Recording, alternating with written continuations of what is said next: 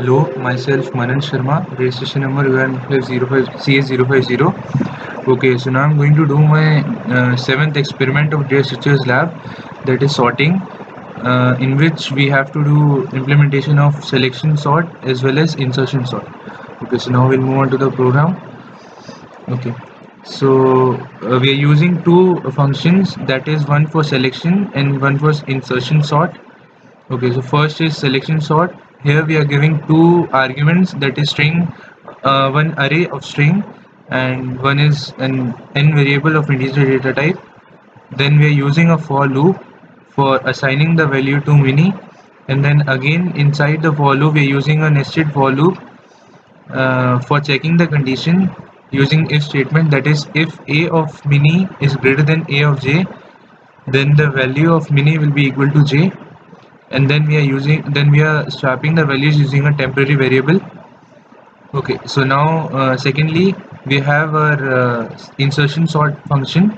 Here also we are passing two arguments, one is an array of string data type and one n variable of integer data type, and again we are using a for loop for assigning the values and checking the condition using while loop, that is while a of j is less than t and j is greater than equals to 0, then the value of a of j will be given to a of j plus 1 and j will be decremented.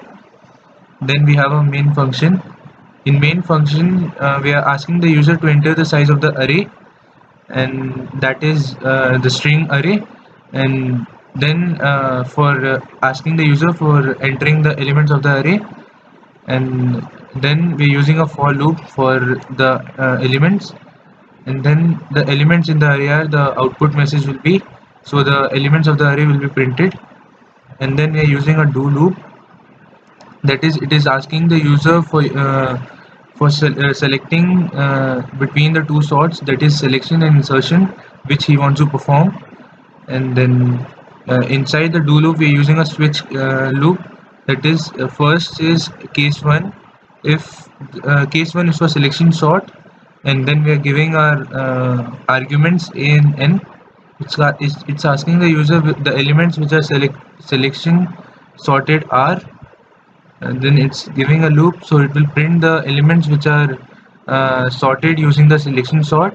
In case 2 is for insertion sort, then again it will print the elements which are sorted using the insertion sort, and then the default argument, that is wrong option, and then in the last we are giving the output message by the user, that is if he wants to continue then he can press y, or else he can quit.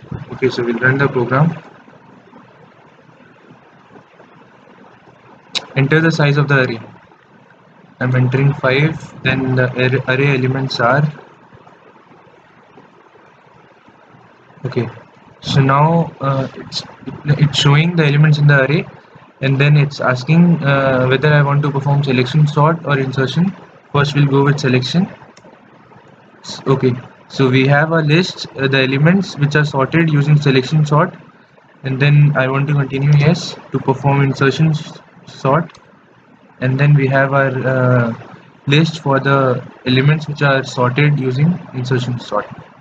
Okay, thank you for watching the video.